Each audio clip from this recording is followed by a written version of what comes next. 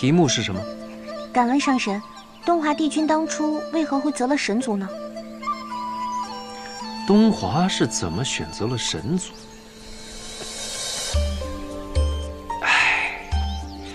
史书记载，洪荒之始，天祸连连，唯有神族所居之地，风调雨顺，子民安居乐业。东华帝君探查缘故，得知是神族具修5戒：一不杀生，二不偷盗，三不妄语，四不淫邪，五不饮酒。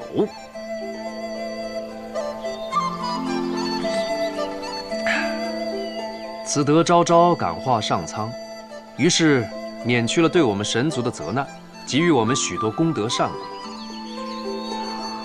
帝君听闻此事，十分感动，于是便选择了神族摒弃魔族，愿此生仅以神族法相现世，并用大慈大悲大菩萨之心，普度八荒众生。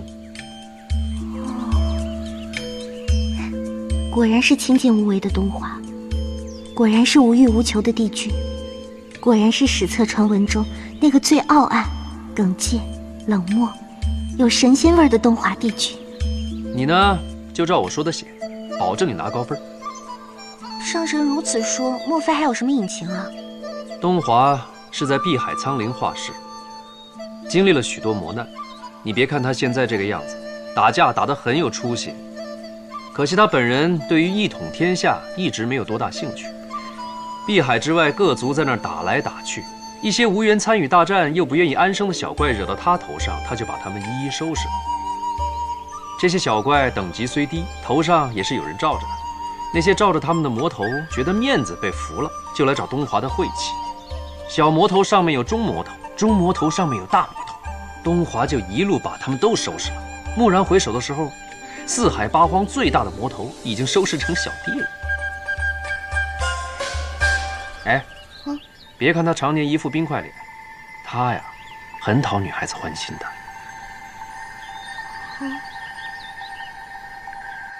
也不知魔族哪个魔头家的小姐，当时很有盛名，行事颇放荡，看中哪个男子，当夜即同对方一笑冤梦。这位小姐自见了东华，便害上相思。尊座半夜归家，可让妾身等得好苦啊！没想到尊座如此心急。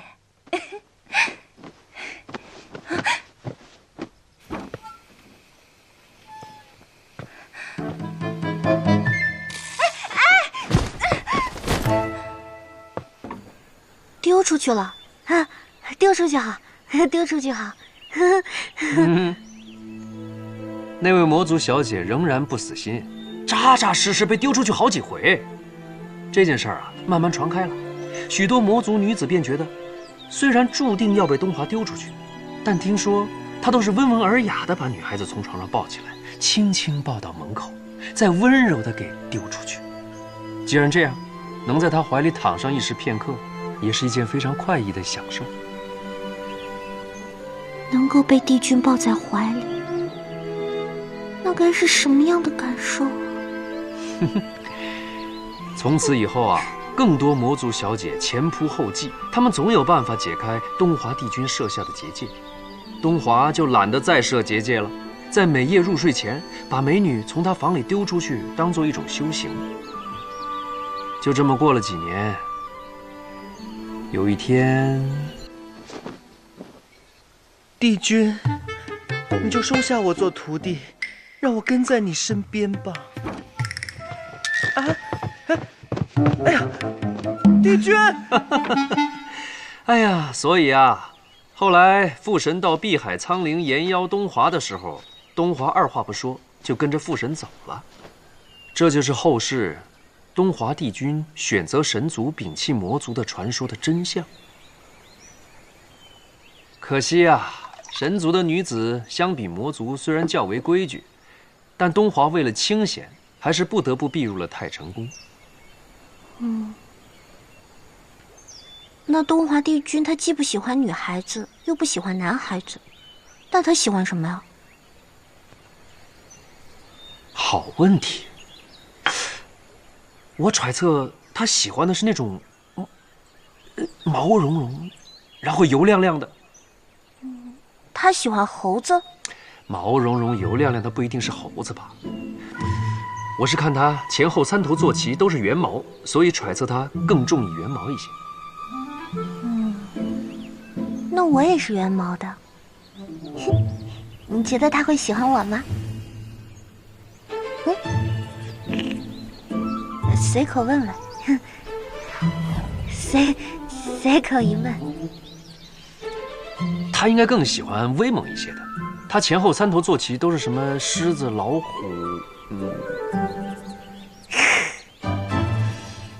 我威不威猛啊？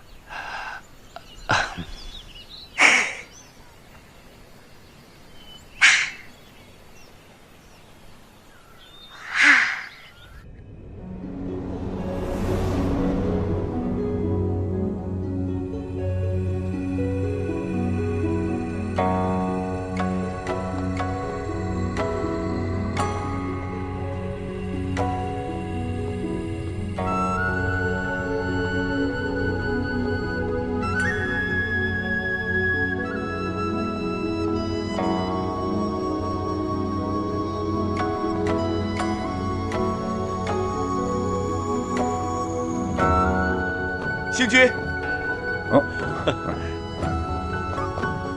最近魔族蠢蠢欲动，竟还敢与东华帝君起了冲突，这事你听说了吗？幸而有连宋殿下及时赶到，这才避免了一场祸事啊。据说，星君可知，此番帝君去往禁地，乃是为了一名女子。确实是。啊，竟有此事？是啊。我也听说了。据说是帝君对此女子一见倾心，二见许心，才不惜与魔族一战，也要维护她。传得这么有板有眼的，听谁说的？连宋殿下。连宋的话都信？信啊，信啊，怎么能不信？当然信了。说得好，是个女子，说出来我都不信的。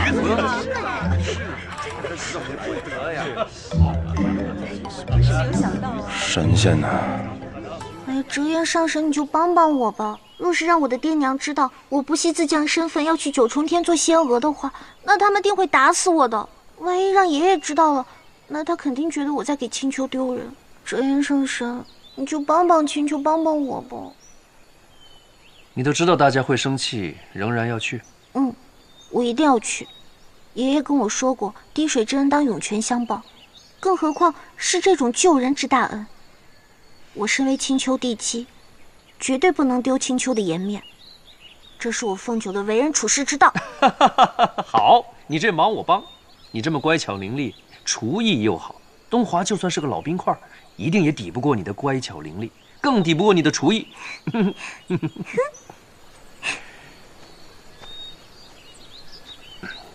你就放心的去吧，我跟你小叔啊，做你的后盾。